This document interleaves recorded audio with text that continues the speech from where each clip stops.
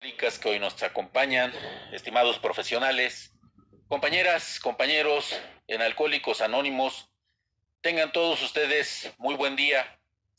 Vamos a dar inicio a la apertura de la 11ª Semana Nacional de Alcohólicos Anónimos para los jóvenes, que en esta versión se llevará a cabo del 18 al 24 de septiembre. Para dar inicio, pido a mi secretario de lectura de nuestra carta de presentación, que es el enunciado de Alcohólicos Anónimos. Adelante, secretario. Gracias. Pues voy a dar lectura al enunciado de Alcohólicos Anónimos. Sale que esta es nuestra carta de presentación, que se lee en todos nuestros grupos de Alcohólicos Anónimos, y es el prólogo. Dice preámbulo de Alcohólicos Anónimos. Es una comunidad de personas que comparten su mutua experiencia, fortaleza y esperanza para resolver su problema común y ayudar a otros a recuperarse del alcoholismo. El único requisito para ser miembro de Anónimos es el deseo de dejar la bebida. Para ser miembro de Alcohólicos Anónimos no se pagan derechos de autor. Tenemos con nuestras propias contribuciones. Alcohólicos Anónimos no está afiliada a ninguna secta, religión, partido político, organización o institución alguna. No desea intervenir en controversias, no respalda ni se opone a ninguna causa. Nuestro objetivo primordial es mantenernos sobrios y ayudar a otros alcohólicos a alcanzar el estado de sobriedad. Ese es el enunciado. Ahora voy a dar lectura al anonimato de Alcohólicos Anónimos. Anuncio para leerse en reuniones abiertas al público. Puede ser que aquí se encuentren algunas personas que no están familiarizadas con nuestra tradición de anonimato a nivel público. Nuestra política de relaciones públicas se basa más bien en la atracción que en la promoción. Necesitamos mantener siempre nuestro anonimato personal ante la prensa, la radio, el cine, el Facebook, el YouTube, el Zoom, etcétera, etcétera. Muy respetuosamente, pedimos que los oradores de Alcohólicos Anónimos y los miembros de Alcohólicos Anónimos no sean fotografiados o videograbados o identificados por sus nombres y apellidos completos en ninguna plataforma mediática o en reportajes publicados de nuestras reuniones, incluyendo los publicados en las plataformas mediáticas públicas. La seguridad del anonimato personal es esencial en nuestro esfuerzo para ayudar a otros bebedores que puedan desear compartir con nosotros nuestro programa de recuperación. Y nuestra tradición de anonimato nos recuerda que los principios de Alcohólicos Anónimos se anteponen a las personalidades. Gracias. Muchas gracias, secretario. Continuamos con la presentación de la mesa de honor. Pido un fuerte aplauso para el doctor José Antonio Aguilar Domínguez. Él es director general del Centro Estatal de Salud Mental. Bienvenido, doctor.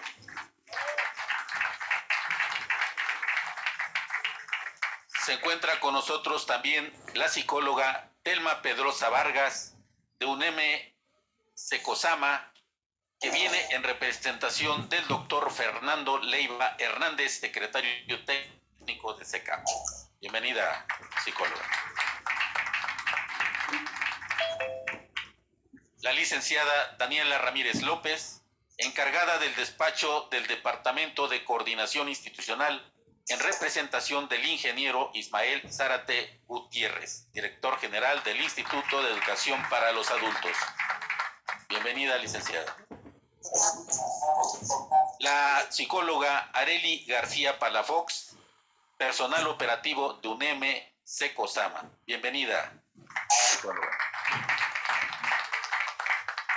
Nuestra delegada Lourdes O, delegada del área Puebla 1, delegada. Mi delegado suplente, que por ahí se encuentra, el compañero José Luis. Bienvenido, José Luis. El secretario Jorge, aquí se encuentra presente. Mi tesorero, que ya está pendiente de los dineros, Alfredo, también por ahí está presente. Y su servidor, Nicandro, coordinador de este comité del área Puebla 1.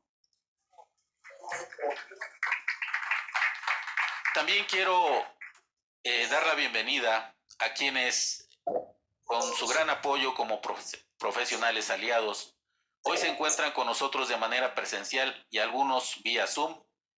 Pido un fuerte aplauso para la doctora Angélica Maro López Vaqueiro.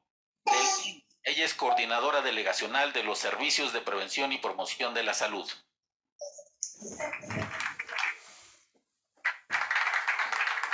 La licenciada Aide Flores Ocelo, de Trabajo Social del IMSS. Doctor José Antonio Aguilar Domínguez, director general del Centro Estatal de Salud Mental.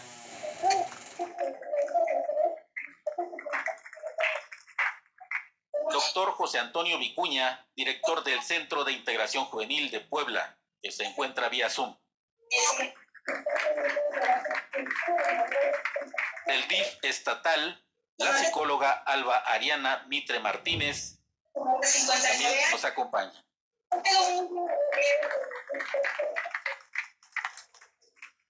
María del Socorro Flores Cabanzo, ella es directora del Bachillerato Tecnológico del Instituto Nueva Inglaterra, que se encuentra con nosotros. Bienvenida.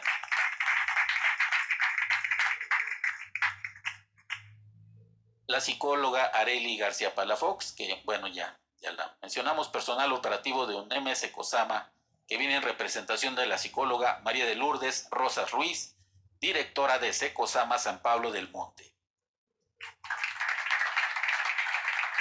La psicóloga Diana Selim, que nos acompaña de apoyo auxiliar administrativo.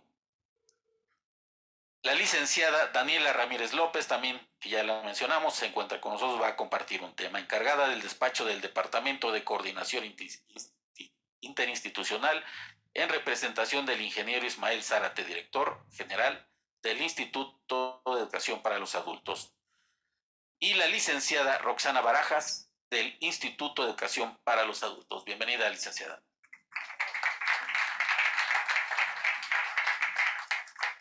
Bueno, pues pido a mi delegada Lourdes O nos comparta el objetivo de la Semana Nacional de los Jóvenes. Por favor. Muy buenos días, tengan todos ustedes. Yo soy Lourdes y soy miembro de Central Mexicana de Servicios Generales. Soy su delegada. Bueno, vamos a ver. Muchas gracias por estar aquí, doctora, licenciadas. Muchas gracias a todos y cada uno de ustedes. Para nosotros es un orgullo recibirlos aquí en esta su casa. La verdad, son muchos años que ya llevamos con ustedes y esperemos seguir estando con ustedes. Vamos a celebrar la 11ª semana de los jóvenes, que será del 18 al 24 de septiembre. ¿Qué es esta Semana Nacional de los Jóvenes? Es una jornada intensa donde a nivel nacional se colocarán aproximadamente de 15 a 16,000 módulos de información, el cual tendremos spots con la prensa, radio y televisión, el cual para nosotros es un arduo trabajo desde los 4 sectores: sector gubernamental, sector educativo, sector empresarial y sin duda el sector de salud. Muchas gracias a todos y cada uno de ustedes por ofrecernos las puertas abiertas a cada institución. El objetivo que nosotros tenemos de esta semana, ¿me puedes prestar el folder, por favor? Que repartió Alicia. Sí. ¿sí? Es informar a miles de jóvenes y señoritas para saber que tenemos la alternativa de recuperación. ¿Cómo recuperamos nosotros alcohólicos jóvenes? Tenemos una herramienta y tenemos todos los materiales necesarios para que ustedes pidan información. Vuelvo a repetir, en esta semana se colocarán módulos de información en diferentes instituciones de gobierno. Tenemos aquí estas oficinas en Boulevard 5 de Mayo a nivel estatal, que son estas. Boulevard 5 de Mayo 3208, con el número 22 22 26 52 78. Y también tenemos unas oficinas a nivel nacional en México, Guatabampo número 18, Colonia Sur. Teléfono 55 52 64 24 06, el cual a nivel nacional estaremos trabajando. Jóvenes, no es vergonzoso ser alcohólico, es más vergonzoso estar en un hospital, en una cárcel o lo peor, en un panteón. Muchas gracias y enhorabuena. Gracias, delegada. A propósito, se encuentran muchos compañeros jóvenes que hoy nos darán parte de su testimonio. Sean todos bienvenidos. Son compañeros con muy poco tiempo de haber llegado a esta comunidad y hoy empieza su semana. Bueno, vamos a pasar al primer tema, que se llama enfermedades mentales y la relación con el consumo del alcohol. Nos hace favor de compartir el doctor José Antonio Aguilar Domínguez. Adelante, doctor. Hola, buenos días a todos. Muchas gracias por la invitación. Agradezco a las personas que se acercan a las unidades de la Secretaría de Salud para la invitación y poder participar en estas conferencias en esta Semana Nacional de Alcohólicos Anónimos para los jóvenes. Mi nombre es el doctor José Antonio Aguilar. Yo soy actualmente director del Centro Estatal de Salud Mental, que pertenece a los Servicios de Salud del Estado de Puebla. Dentro de esta unidad contamos con una clínica de adicciones. Atendemos a usuarios, a pacientes consumidores de sustancias a partir de los 18 años.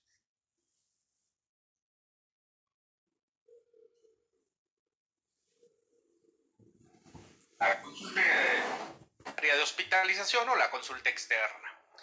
Tenemos un área también para adolescentes, que es por cuestiones de infraestructura, nada más se atiende la consulta externa. Así es como se trabaja ahí en esa unidad. Bueno, ¿por qué es importante el tema de la relación del consumo de las sustancias con otras enfermedades? Déjenme platicarles que una de las características que tienen las enfermedades mentales es que son las que más causan discapacidad. Las enfermedades mentales, si hablamos en general de todas las enfermedades, son las que más causan discapacidad en el mundo. El tener una enfermedad como la esquizofrenia, el trastorno bipolar, la ansiedad y la depresión generan, en primera instancia, la discapacidad. Si hablamos de enfermedades específicas, o sea, de muchas enfermedades, la primera causa de discapacidad es el infarto agudo al miocardio. La segunda causa de discapacidad en el mundo es la depresión. Por tal motivo, las enfermedades mentales guardan una importancia en la salud de manera que impactan en el quehacer de la vida cotidiana del ser humano. Una persona que tiene depresión deja de hacer muchas actividades. Y si agregamos otras enfermedades como la ansiedad, la esquizofrenia, el trastorno bipolar, aumenta esta discapacidad. Esa es la importancia que tienen las enfermedades mentales. Cuando una enfermedad mental se presenta en una persona, el consumo de una sustancia aumenta el riesgo entre 2 a 4 veces. Las personas que no tengan una enfermedad mental pueden ser consumidoras de una sustancia, pero si se les agrega que tienen ansiedad, o depresión, el consumo de las sustancias va a aumentar alrededor de 4 veces. Por tal motivo, la importancia de la atención de las enfermedades mentales. De acuerdo a las encuestas nacionales, a las encuestas de epidemiología que se realizan en México, la mayoría de las sustancias han ido aumentando gradualmente conforme han pasado los años. El consumo de alcohol se ha aumentado, ya el espacio entre hombres y mujeres se está acercando, se tiene presente que las mujeres empiezan a consumir más algunas sustancias. El tabaco es una de las sustancias que más consumen las mujeres. Conforme han pasado los años, los adolescentes empiezan a consumir a edades más tempranas. El consumo, la primera sustancia que se consume es la marihuana. La marihuana ya se está consumiendo alrededor de los 11 años de edad. Por tal motivo, hay eventos en la adolescencia que pueden generar enfermedades mentales. Algunos ejemplos, el famoso trastorno por déficit de atención. Es una entidad que, si no es tratada, muchos de los niños que tienen una característica que tiene que ver con la impulsividad, cuando llegan a la adolescencia, se acercan mucho al consumo de sustancias. No quiere decir que el déficit de atención es igual a consumir sustancias, no. Pero si no hay una atención desde la infancia, es muy frecuente que estos niños que vuelven adolescentes lleguen a tener estas características del consumo de una sustancia. La ansiedad y la depresión está presente en la mayoría de los pacientes que son consumidores. Muchos de nuestros pacientes, mujeres, hay una relación importante con la depresión. En los hombres, una relación importante con la ansiedad.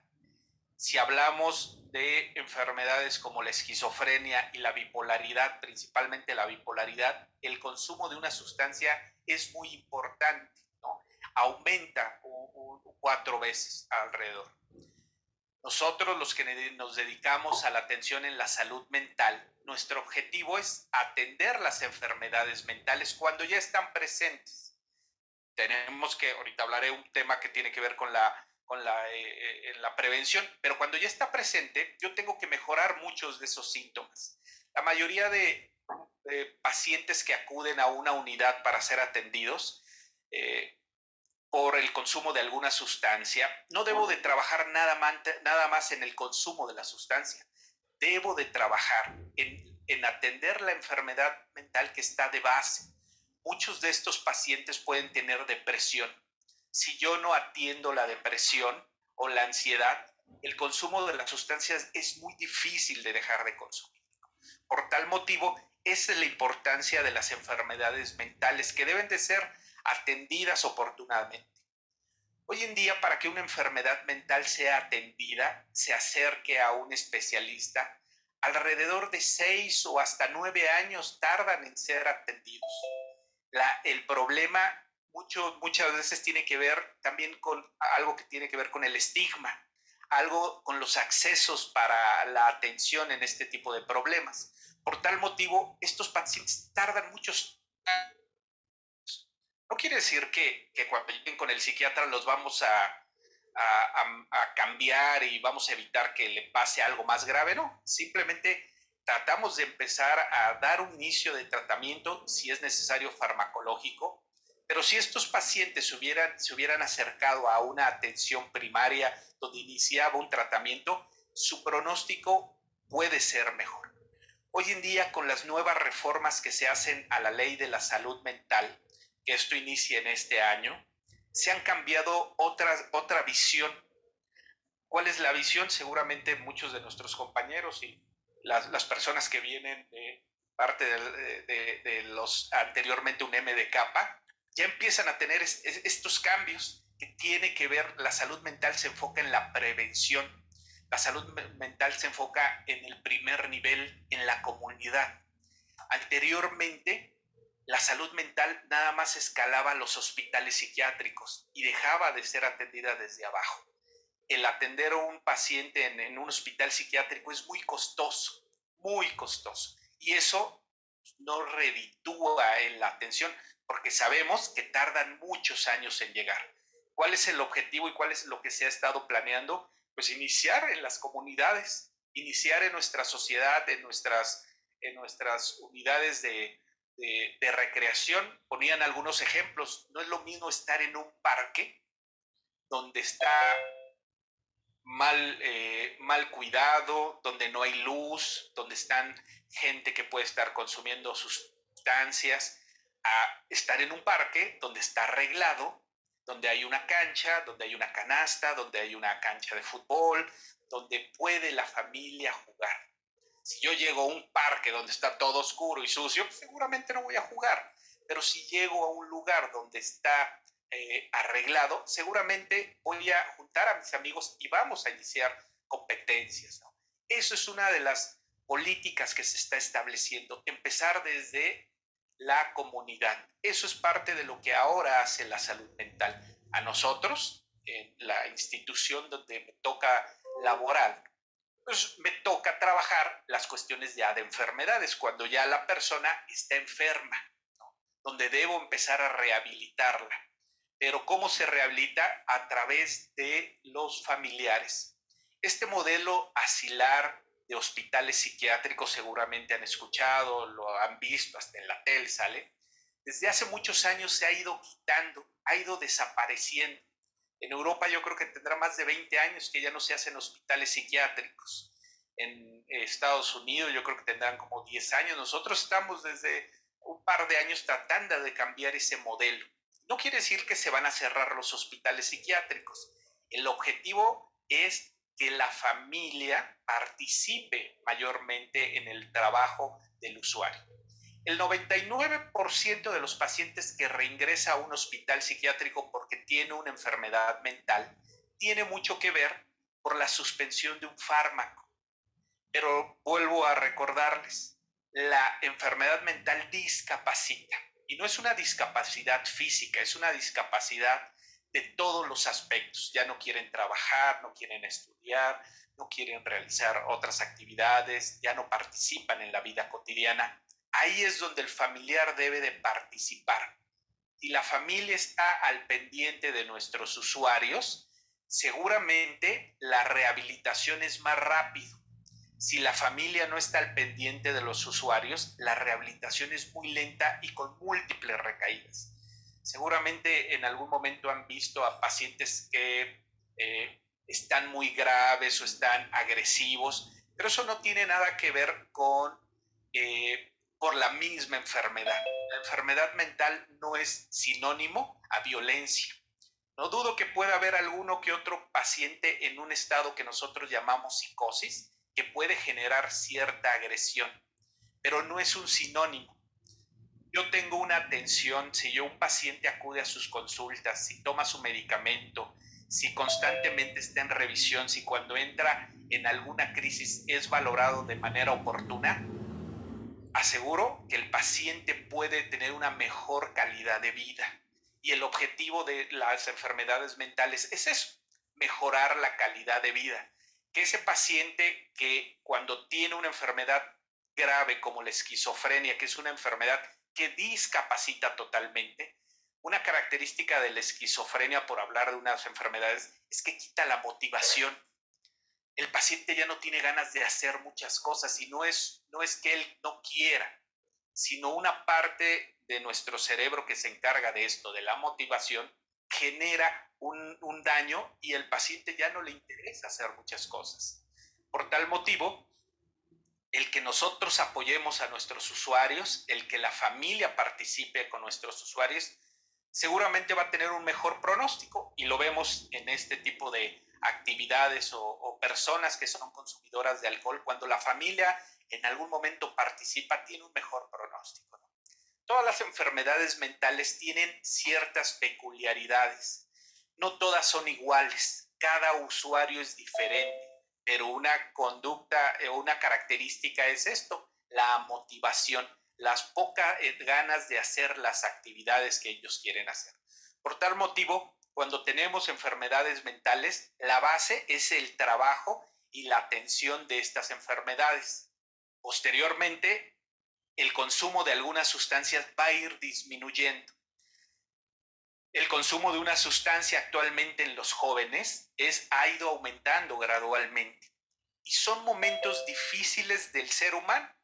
Desde que entramos a la primaria, luego entramos a la adolescencia, a la secundaria. Estos son momentos muy decisivos y muy complejos para el ser humano porque tiene que ver con nuestra adaptación.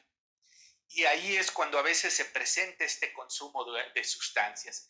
Y si una característica en mí o en el paciente es la impulsividad, los puede llevar a eso. Por eso hoy en día también las campañas de prevención de sustancias están dirigidas a los jóvenes, porque ellos ahí es donde inician el consumo, ¿no? Nosotros como adultos tenemos que participar y tenemos que ser partícipes en todo esto de la atención de estos problemas de salud. Pero el objetivo es trabajar en las comunidades, trabajar en la salud mental comunitaria, para que el mensaje sea dado en todos los aspectos de las familias.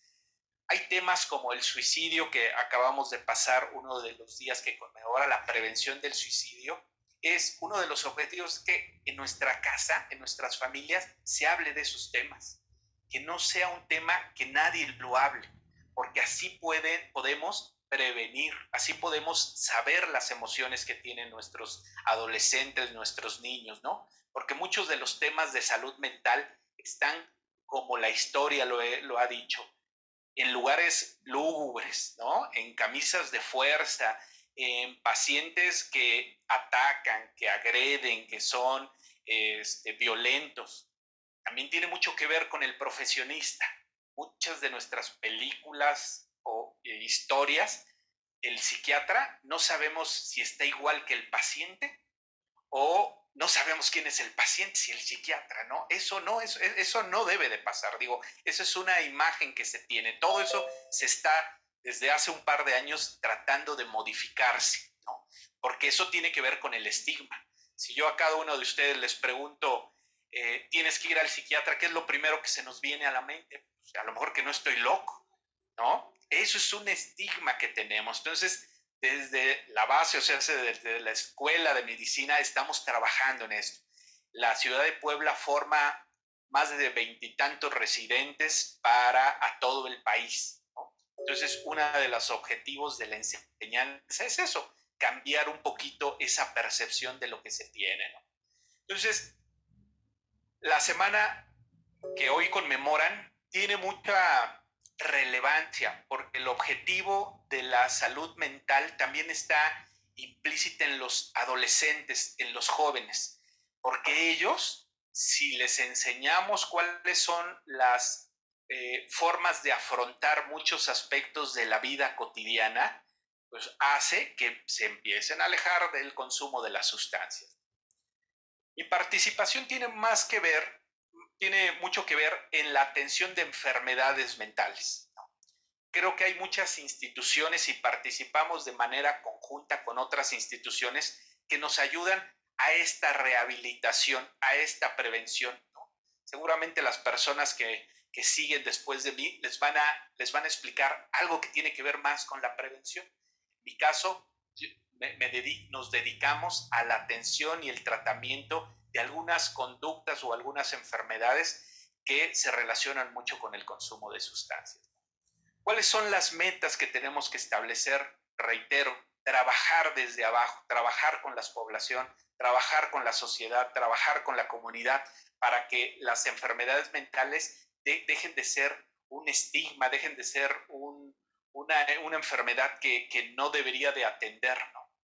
La mayoría de nuestros usuarios que llegan a algún servicio de salud por alguna enfermedad, muchos de ellos cuentan con ansiedad, muchos cuentan con depresión. Y cuando una persona tiene ansiedad y depresión, tarda en egresar de una unidad hospitalaria entre 2 o 3 días más. Eso impacta mucho en una institución pública el tiempo que va a estar una persona. En una institución privada, pues el costo que va a gastar las personas, ¿no? Teniendo dos entidades que son muy fáciles de resolver, acercándose con un tratamiento farmacológico, ¿no? La base de lo que hace la salud mental o la psiquiatría es un método científico. Nosotros no experimentamos. El uso de los fármacos, la mayoría que damos son de uso común. No necesita una receta médica. Se tiene una percepción de que nuestros fármacos están relacionados a fármacos que son controlados, que van a producir dependencia. No, la mayoría de los fármacos que nosotros usamos son de uso común, les llamamos, de acuerdo a una ley, son fracción 3, como un paracetamol, como una aspirina, ¿no? Creo que hasta los antibióticos tienen que llevar receta, el nuestro no. Pero tiene que ser constante, tiene que estar supervisado, tiene que ser dirigido por un especialista, por un psiquiatra, en el caso de los adolescentes, por un psiquiatra, ¿no? Es complicado hoy en día en la Secretaría de Salud. Tenemos un tema relacionado con el capital humano, pero se está trabajando para atender a toda esa población. Entonces, ¿cuál es el mensaje? Hay que acercarnos cuando existe una enfermedad mental a un profesional de salud, al área de psicología, a la medicina general, al psiquiatra, pero debe ser atendido por un profesionista para que mejore la calidad de vida de nuestros usuarios. El objetivo de las enfermedades mentales cuando se trabaja es que se integren a la sociedad, que se integren a ser trabajadores, que se integren a no generar un problema, que se integren a ayudar lo más que puedan a una familia, ¿no? Enfermedades graves como la esquizofrenia, la bipolaridad, los empieza a alejar de las cuestiones de funcionalidad laboral, pero sí, si se mantienen trabajando en casa, tienen una mejor aceptación dentro del núcleo familiar y de la sociedad, y eso ayuda a que el paciente se continúe en la rehabilitación. Pues muchas gracias a Alcohólicos Anónimos por la invitación, y estamos a sus órdenes en el Centro Estatal de Salud Mental. Ahí nos encuentran, ahí tenemos una clínica de adicciones para personas mayores de edad que se pueden hospitalizar, pero en consulta externa atendemos desde niños, adolescentes y adultos. Muchas gracias. Gracias, doctor. Muchas gracias por su participación. Con el tema prevención del alcoholismo en los jóvenes, participa la licenciada en psicología Telma Pedrosa Vargas. Adelante, licenciada.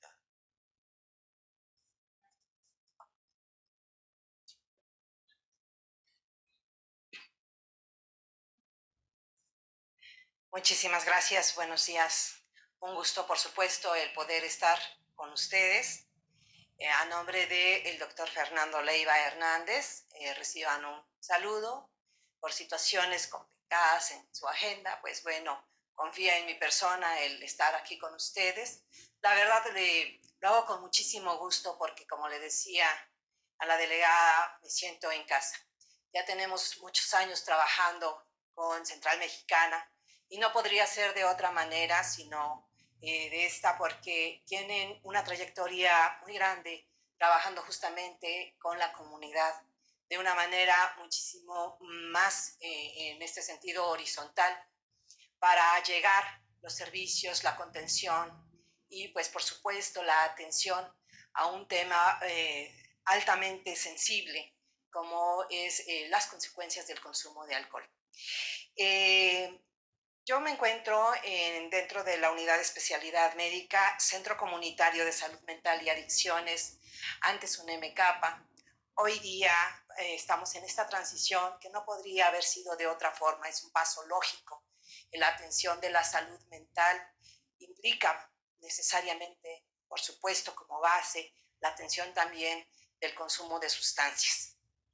Y el tema del consumo de alcohol como una sustancia psicoactiva, también es importante poder abordarlo en todas las etapas de vida de las personas.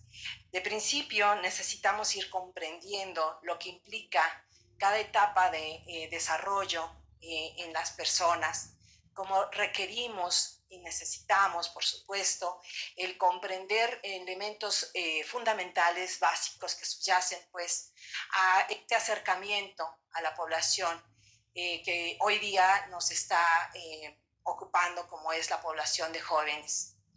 Realmente, como nunca antes, tenemos una brecha generacional acentuada por una brecha también de tipo tecnológico. Y en ese sentido, vamos a entender que necesitamos transformar, y quienes estamos en generaciones más avanzadas, muchas veces nos sentimos muy distantes de cómo llegar y ser escuchados, que nos escuchen pues estas nuevas generaciones. Incluso esta sensibilización a lo que es el tema de la salud mental también requiere de un lenguaje muchísimo más accesible. Efectivamente, como ya lo ha expuesto el doctor que me antecedió, el doctor Antonio, nos habla precisamente de hacer muchísimo más accesible el tema de la salud y de una salud mental que era como también incluso más lejana, más extraña. Y eso hace que abunde en ese territorio, en ese terreno, ¿sí?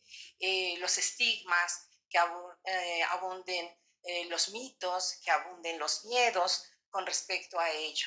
Cuando la salud mental es algo con lo que nosotros todos los días, cotidianamente estamos construyendo, estamos interactuando, y desde ahí estamos observando nuestro mundo. Mucho depende de estos elementos, la forma en que nosotros afrontamos las circunstancias cotidianas, ¿sí? La manera en que resolvemos problemas, la manera en que construimos situaciones, la manera en que gozamos de la vida misma. Entonces, esta parte es justamente la que el día de hoy nos tiene en un sector muy específico, ¿sí? puesta la atención, puesto el foco.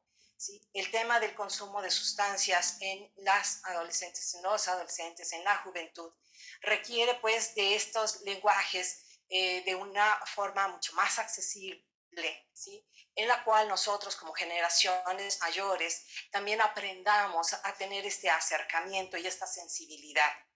Deshacernos de una serie de etiquetas que más bien nos generan mayor distancia, como por ejemplo llamarles generación de cristal, ¿no?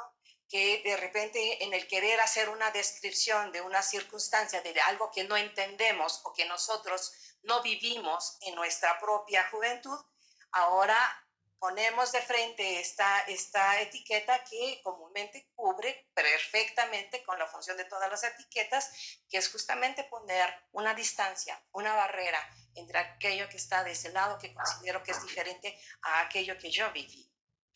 ¿Sí? Es importante tener la sensibilidad como población adulta, como población responsable de pasar esta estafeta a estas nuevas generaciones para poder tener muchísimo más sensibilidad en estos aspectos. Ellas, ellos no comprenden muchas veces la manera en la que nosotros vivimos el mundo porque ya no está aquí. O sea, ¿cuántas veces hemos visto en el internet, en los medios de comunicación, regrésale el cassette, pasa a la siguiente? Entonces, ellos no entienden exactamente, ya te cayó el 20, cuando ya no tienen los referentes, por ejemplo, en el lenguaje coloquial que nosotros nos comunicamos, ellas ya están ajenas a esas circunstancias, porque sus realidades son otras. Entonces, nuestra realidad al mismo tiempo se va transformando. Y así como hemos requerido de hacernos de una serie de elementos para poder comprender, por ejemplo, las nuevas tecnologías, ¿qué tal cuando nos cambian de modelo de teléfono, no? ¡Ay! Otra vez, pero si ya me acuerdo que aquí era donde yo tenía los contactos y aquí era donde yo guardaba y así. Y vemos a estas nuevas generaciones con una facilidad enorme para poder transitar de un modelo a otro y demás. Pero con eso mismo vamos observando que los tiempos en los que ellos se manejan también son distintos. Antes, por ejemplo, se hablaba pues muchas veces de las referencias de cambios importantes como los siglos, ¿no? Las décadas. Hoy día es totalmente vertiginoso, ¿verdad? Este ritmo de cambios. Y somos nosotras las generaciones adultas las que necesitamos en ese sentido comprender más estos aspectos. ¿Cuántas veces observamos que el lenguaje inclusivo nos cuesta bastante, nos tropieza, nos choca, nos molesta incluso, ¿verdad? Nos genera rechazo, ¿sí? ¿Cuántas veces incluso hoy día podemos decir, ahora resulta que eso también es violencia? ¡Hey! pero para las nuevas generaciones es más fácil identificarlo y por eso ellos pueden empezar a decir, eso me está violentando, me estás bulleando, ¿sí? Me estás molestando. Uh-huh. ¿Por qué? Porque ellos ya lo tienen muchísimo más accesible. Por supuesto, esto lleva muchísimos años empezándose a trabajar. Recuerdo, por ejemplo, cómo empezamos a trabajar con estas ideas, con estos elementos, desde los diversos espacios para poder ir transformando. Y hoy día están aquí. Y necesitamos utilizar esas herramientas para poder hacer, en este sentido, puentes, generar puentes que nos ayuden a salvar esta brecha generacional, esta brecha tecnológica y al mismo tiempo transitar entonces a todas estas transformaciones necesarias para poder brindar la atención indispensable a estas generaciones nuevas. Como nunca antes y posterior al tema de la pandemia, una situación altamente sensible, altamente dolorosa, ¿sí? Que como nunca antes nos trajo una experiencia como humanidad y que nos unificó en muchos sentidos a partir de lo que implicó en cuanto a pérdida, en cuanto a hacer un paro completo a este ritmo que traíamos, ¿verdad? Transformar esta realidad hacia estas otras maneras de convivir. Nos habla precisamente y nos plantea una de las cosas que nos puso de frente, algo que ya se venía observando, que el tema de la salud mental se estaba rezagando enormemente y que había la necesidad, que existía la necesidad de empezar a atenderlo. Que si bien se observaba que durante estas décadas del 2020 en adelante tendríamos ya una seria crisis de salud ante los efectos de la depresión, de la ansiedad, ¿sí? Y que no estaban siendo atendidos adecuadamente. Nos alcanzó la pandemia de COVID, ¿sí? Y agudizó, por supuesto, estos aspectos, estas alertas, y hoy día lo observamos. Entonces, en esta parte, el consumo de sustancias, pudimos observarla como esta agudización de estos síntomas ante una realidad que no siempre es bien enfocada, ¿verdad? No siempre encuentra, pues, una respuesta ante estas crisis existenciales. Vamos a entender que el tema de la adolescencia y de la juventud está enfrentando también crisis globales en otros aspectos, crisis económicas, una serie de retos en cuanto a la generación de conocimientos, ¿sí? Muchos de los que estamos aquí entendemos, por ejemplo, que la educación era algo muy importante, que era importante saber leer y escribir, que cuando lograbas un título de licenciatura al menos, pues ya la armabas o tenías más elementos para poder seguir adelante, ¿sí? Hoy día sabemos que nuestros jóvenes ya no pueden conformarse con ese grado nada más, que requiere una constante formación, y una constante adquisición de conocimientos, pero que además estos conocimientos se están adquiriendo de una forma distinta. Estas crisis, estos elementos, desafortunadamente,